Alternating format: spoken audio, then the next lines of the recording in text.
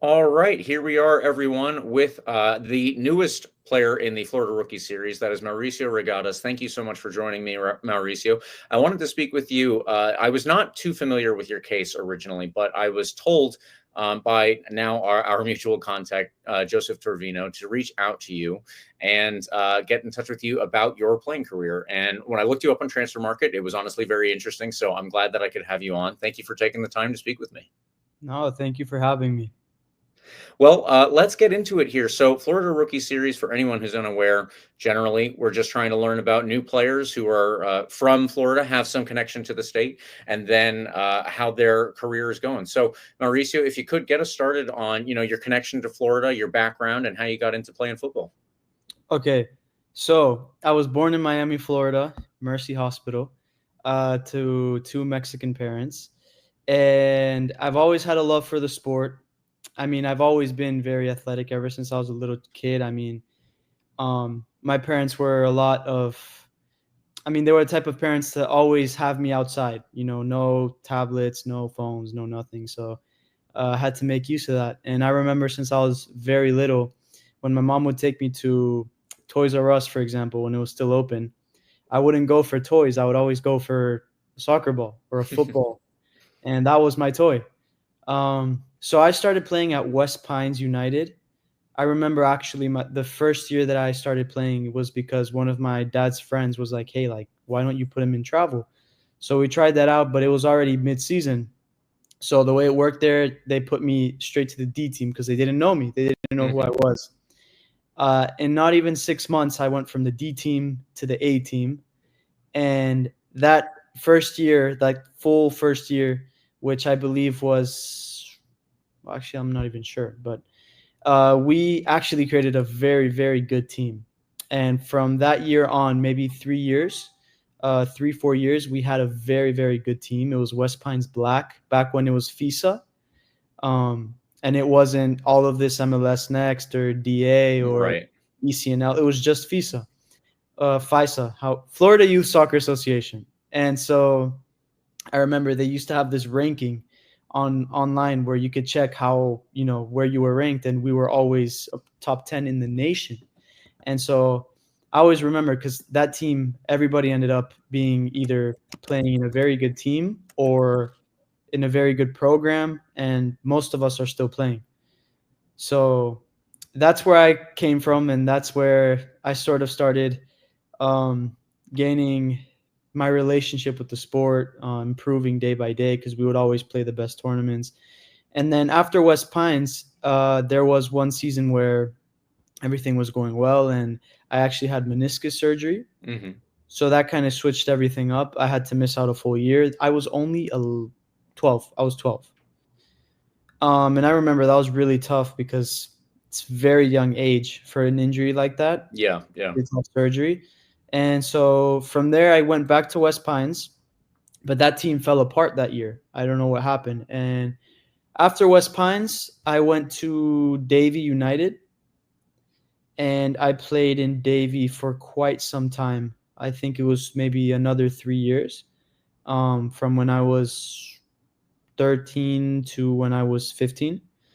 And throughout those years, I would guest play a lot because we had a pretty good team. And I guest played for Coral Springs, for Weston, bunch of academies down south. But so the sporting director in Davie was the one who actually got me to Gibraltar. So my my family, or from my last name, I don't know if you know, but so my dad is the owner of Reygadas Sports Group, and so they actually bought a club in Gibraltar. Gotcha. Interesting. Yeah, and so the issue was obviously you don't know if I had the level for that. We didn't know that because it's a whole new world. It's European football. And I went when I was 15. It was the summer when I was 15, about to turn 16. And I remember how difficult it was that year because I did well in the few weeks that I was there, and the coach really liked me. I'm usually like, I don't want to say quiet. I'm a humble player. So I never complain. And I always give my 110%. And I just have that work, work, work hard mindset. So the coach liked me, but I do remember that year was I went from playing with 15-year-olds to playing with people twice my age. And not only that, this time I truly got to find out what it was like to go against someone that they live off of that, you know? So it's a whole different world. Um, I remember, I mean, even my own teammates, once they knew that I was there and I was 15 and I was fighting for their position, man, I got threats on the field, of course. Never. Yeah, right. It was tough. It was really tough. And then I remember I was pretty isolated that year, even though I was studying. I was always busy, but because I mean I'm a 15-year-old among 20-year-old plus, I couldn't go out with them. Even though I don't go out, most of the stuff they would talk about I couldn't relate to. I wasn't from Spain, um, and so yeah, that was a pretty tough year, and I had to learn to adapt to European football. I remember tactically speaking, I was a mess. I mean, like positioning wise, I had no clue that there was so much to it. Right. And that coach that year was honestly great. His name was Cesar Vega. And I do remember he took his time every single training to train me, like to have a full session with me before the training. And that went on for like a year. Um, then we switched coaches because I was in that club for 2 years Hmm. at the beginning of one season. And I gained my spot eventually to the point where that very last season when I left because a club offered me a spot in it was a pretty interesting switch. I don't know if you could see it on transfer market because uh, the minutes in this league don't count. In Gibraltar they do. So I was starting and I went to a club called Melilla. Then in Melilla, um, that's it's tricky because non-EU citizens have it really hard in Europe. Right. Yeah. Like not having a European citizenship is it's brutal. Only 3 spots per team for foreigners, and usually the foreigners have to be the best players because you there's only 3. You can only have 3. So this club told me, "Hey, look, we saw you were playing in Gibraltar. You're already playing senior football, and this was the U19 league from Spain, the best. It's the best youth league in all of Europe. Hmm. So it's like you can talk to any professional, uh, any type of scouts. They will tell you that División de Honor Juvenil in Spain is by far the hardest youth development league. And so I was in Group 4, which was all of Andalusia. So Sevilla, Betis, Granada, all of those Big clubs. clubs, obviously, very big clubs.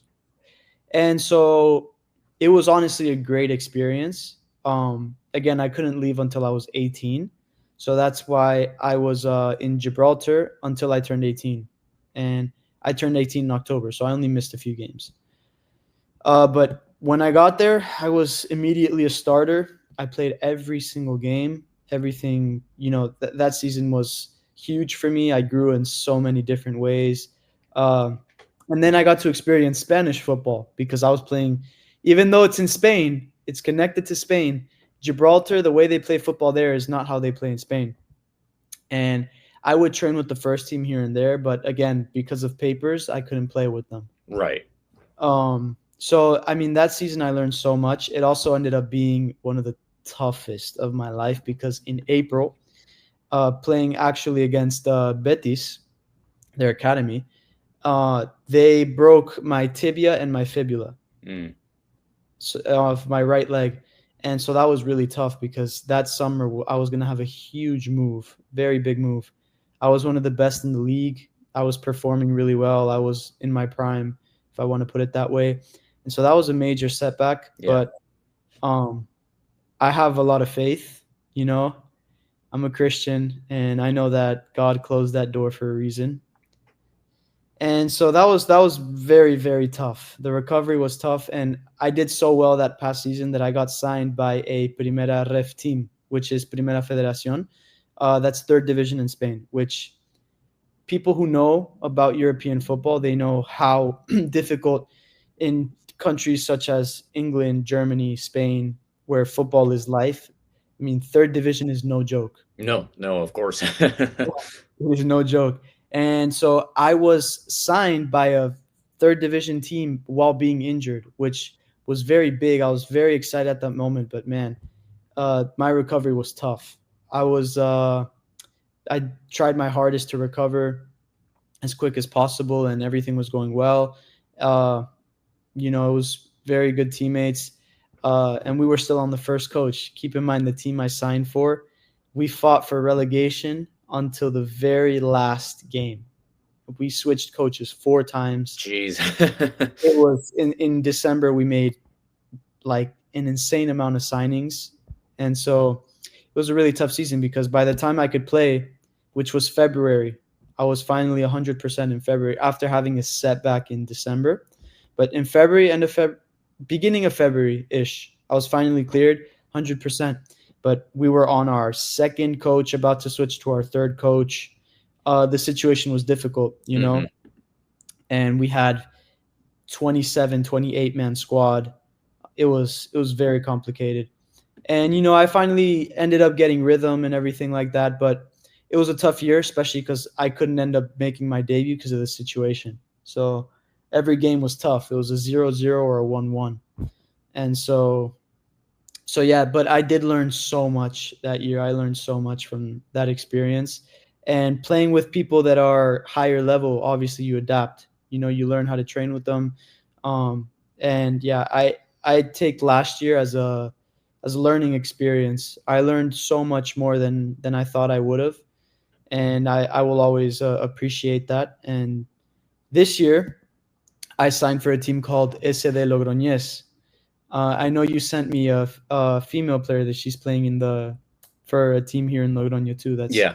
It's really cool. An interesting fact is that we're actually going to play in the same stadium. That is cool. That is very cool. Yeah. We play in Las Gaunas. But so That's yeah, a good connection there.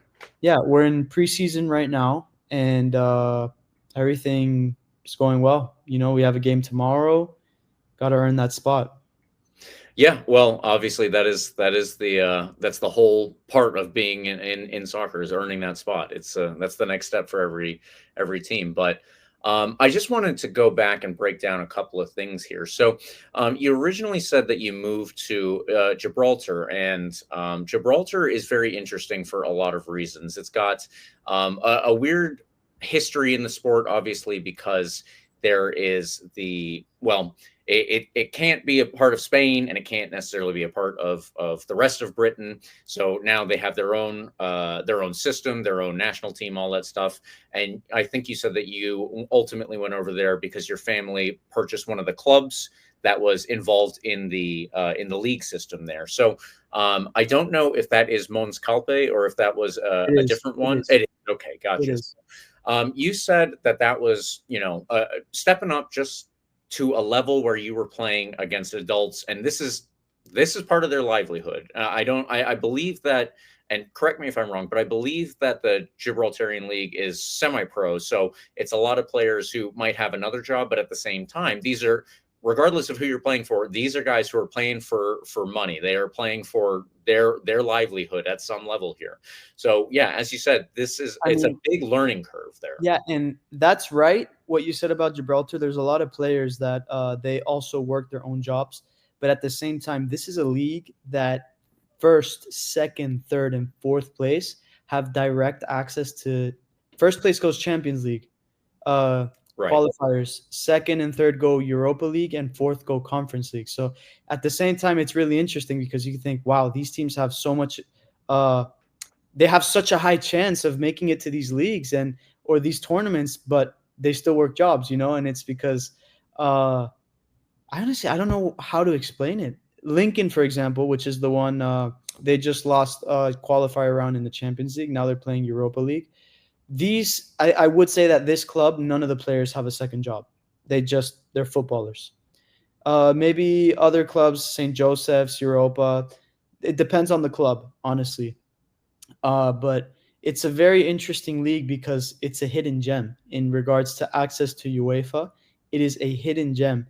And honestly, it's just a matter of time until the GFA, which is the Gibraltar Football Association, once they start, a lot of simple mistakes that shouldn't be made as a federation. I've always thought that they should become neutral.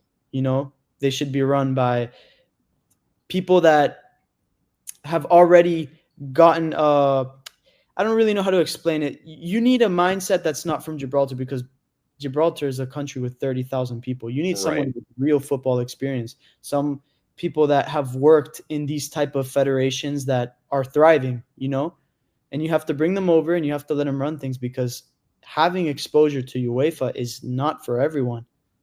And that's what makes it a first division league. I mean, Gibraltar is a first division league. Mm-hmm. And not all first division leagues have 4, sometimes even 5 spots, depending on the Rock Cup, to get into UEFA. So, I mean, it's a hidden gem. It's actually it's a cool place to research about. Yeah, yeah. I follow. I hate to talk about other podcasts while I'm in the middle of this, but I follow this podcast called The Sweeper, and effectively it talks about all of the interesting stories from around world soccer that aren't in the headlines. So, you're going to talk about the Premier League, Bundesliga, maybe Brazilian, Argentinian leagues, but there's stuff obviously in Gibraltar, or they'll talk about leagues out in Fiji, Mongolia, that kind of stuff. So, yeah, it does cover that. And yeah, that's partly why I was so interested in talking with you about the background here.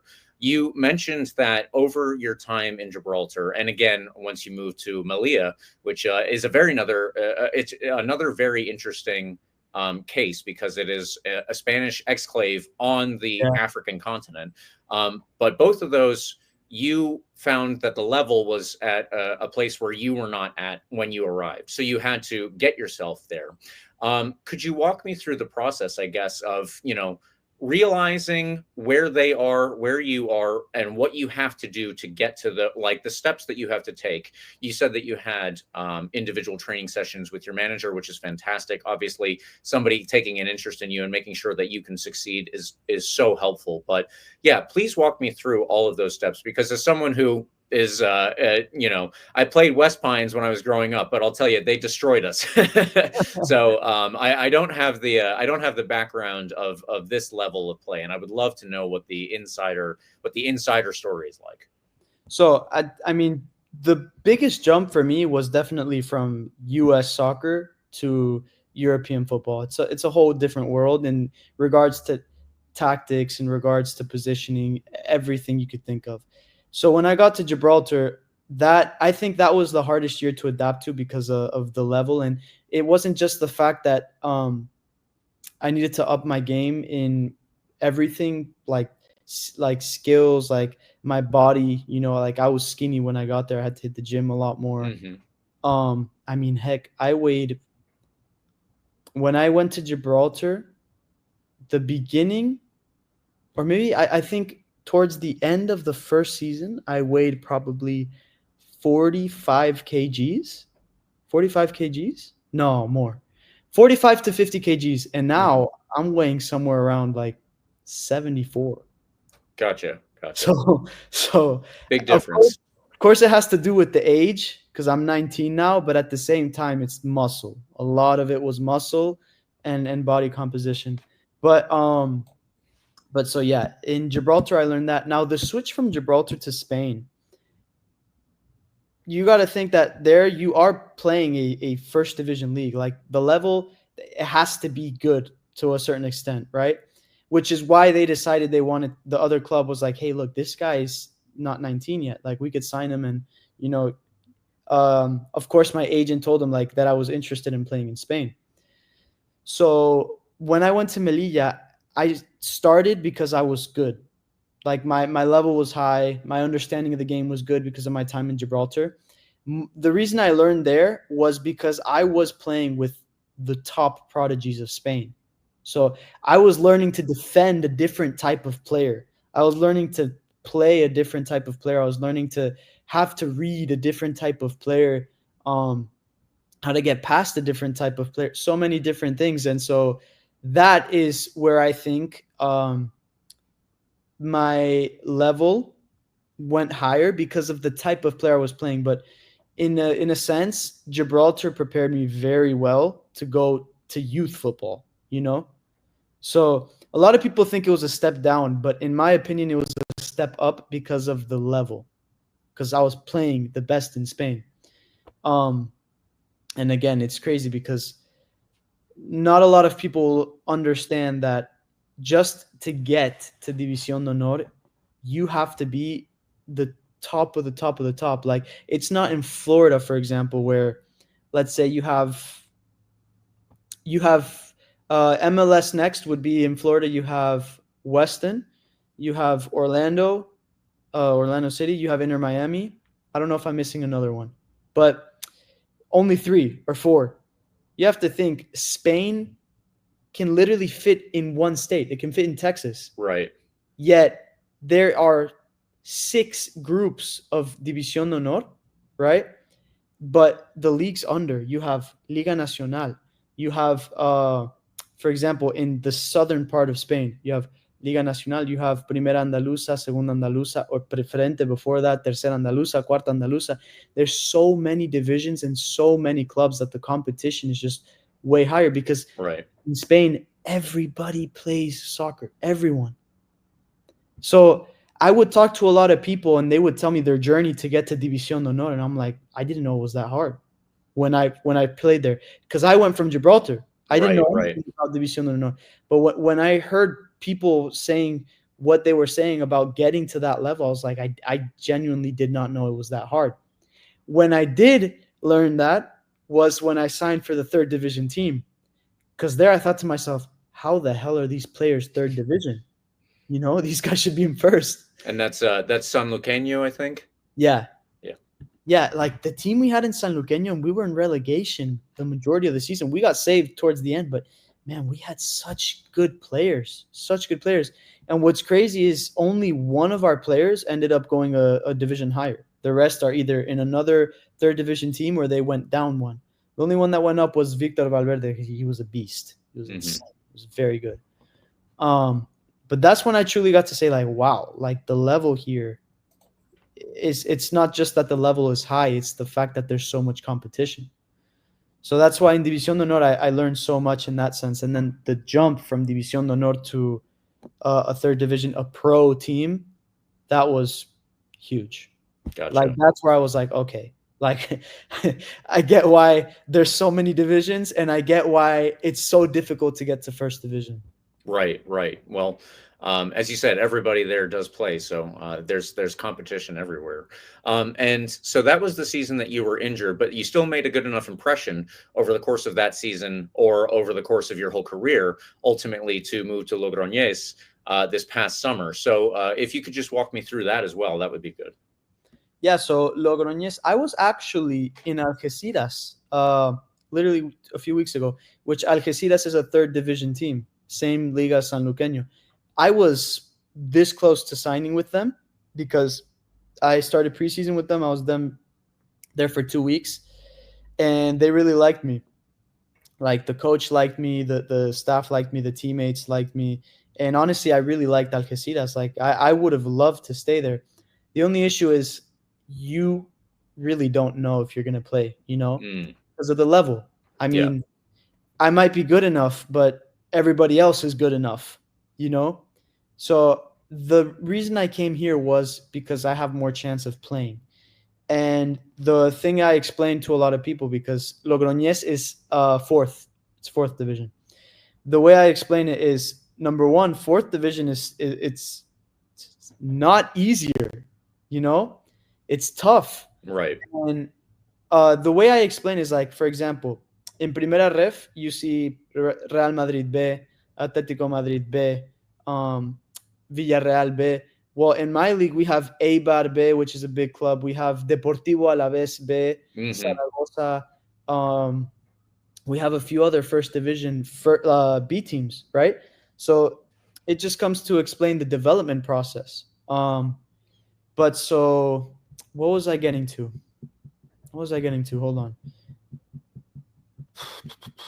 Logroñés. So everything was going well in Algeciras, and Logroñés was like, hey, my agent was like, look, you have a lot more chance of playing here. And my goal is to play as much as I can till December, see if I can get a move in winter, or if not, I play as much as I can till June. And you don't know, like Logroñés, this is why football is a beautiful thing, because I was in Algeciras, and in a matter of one day, my whole life changed. Mm-hmm. Like from looking for apartments in Algeciras, for a car in Algeciras, I get a call, and in less than 10 hours, I have to be in Bilbao because I have to drive to Logroñés. Right. And now I have to build a life here in a matter of 10 hours. So that's the crazy thing of football, and that's why you never know what's going to happen, which is also really cool. You know, I like to travel, and the past 4 years, I've been living somewhere different. Like you said, Melilla was literally Morocco. Mm-hmm. Man, like I had the time of my life in Melilla. It was so much fun. Um, Not only because of the place, like you could go into Morocco. Um, there was stuff like it was Melilla is actually beautiful, by the way. It's worth visiting. And but we would fly to every game, so that was pretty cool. No Gotcha. buses, Gotcha. fly everywhere. Yeah. That being all of the games obviously being back in Spain, that would probably make it a little difficult. But well, I appreciate you taking the time to talk with me here. I just have a couple of quick questions to wrap up here. I know that you said that you were born obviously in Florida, raised here, and your parents are Mexican. So I have two quick questions about that background. First, did you grow up with any particular favorite club, be they Mexican, American, or maybe somewhere else? And secondly, if you are looking down the future at the horizon, what would you prefer in terms of international game? If you could have your choice of where you wanted to play, maybe you would ultimately be eligible for a team other than Mexico or the U.S. I'm not sure your situation, but yeah, those are my two questions. Who's your favorite club, and then what's your goal internationally? Growing up, favorite club was always Real Madrid. My idol was Sergio Ramos, Well, always. yeah, And once I grew up, it ended up being a little more position specific. It was either Carvajal that I would really look up to, or Marco Verratti from PSG. I really like interesting. him. Yeah. As of Oh yeah, as of the nationalities. So I have my American passport, my Mexican passport, and as of a month ago, I have my Spanish passport. So Gotcha. now I'm also eligible to play in Spain. Um, as of if the three called me at the same time, for example, um, I'm not gonna say no to anyone, right? The way I see it, they are three very good national teams. You know, it's not like you're comparing Spain to St. Kitts and Nevis, you know? Right.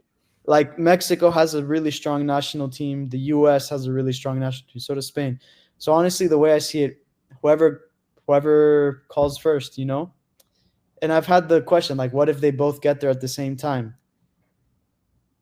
That would be a great problem to have, you know? Like, uh I would be a great problem to have. I've been called up to the U17s for Mexico. Um, Before my injury in Melilla, I was on the U20 list. Like I was getting called up to the U20s for that summer. The World Cup qualifiers for U20s ended up being a injury. So Mexico right now is the one that sort of has that connection. But man, I would love to play for the US, and I would love to play for Spain. You Hmm. know, so it's a matter of chance and right. Whoever decides to contact me at the right time. And if all three come at me at the same time, again, even better, big problem to have.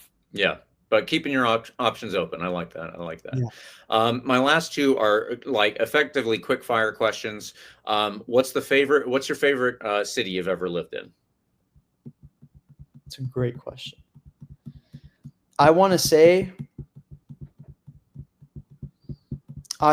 for now, it's still, well, this shouldn't count, but Miami. Let's just put that out there. But once I came to Europe, I would say it's Melilla. I really Okay, enjoyed my time in Melilla. Like the people, it was honestly, it was really nice the time I had there.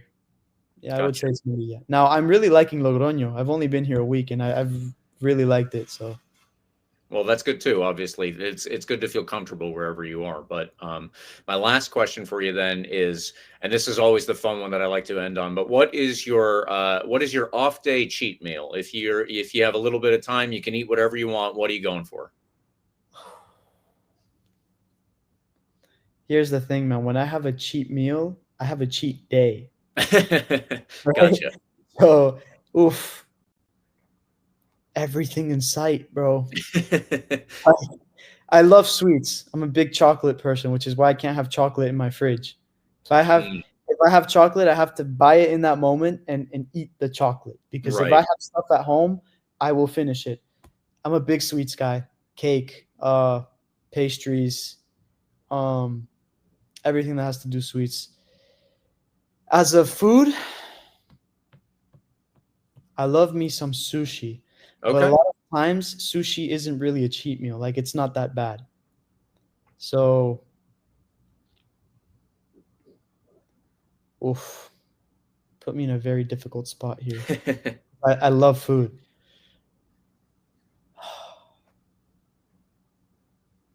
Honestly, let's just keep it at sweets because that's what I Okay. go for. Sweets. A Pizookie from BJ's would slap. My sister and I used to work at BJ's, so yeah, that's actually that's a good choice. I like that one. Well, Mauricio, thank you so much, like I said, for joining me. I appreciate you taking the time to do that and offer this up for the Florida Rookie Series. We haven't had a chance to do an interview, and I think that this is going to be a really fun one. Yeah, no, of course. And I do want to mention one more thing. Go for it. Absolutely. Maybe you want to squeeze that in there in the interview. So one of the things that because I told you I don't go out, right? Hmm. I have to be doing something. I've actually been since 2020, since COVID. So right before I came to Europe, I've been developing my own fitness product. Okay. So I actually have it right here. It's called Ray-Bans. Okay. I'm very, very close to dropping it. So those are my goals, man. I'm always doing something. So I'm either playing soccer, in the gym, playing the piano, studying because I study law, or working on this. Gotcha. Wow. All right. Very busy. Well, that's a perfect plug, honestly, to end this with. Yeah, we'll keep an eye out on that specifically for Ray-Bans, and also now that we're there, if you have anywhere that people can follow you on social media so that they can keep an eye out for that. Yeah, it is literally my name together, Mauricio Reygadas underscore. Okay. Underscore. Perfect. We will have that in the description for everything. But again, thank you, Mauricio. No, thank you very much.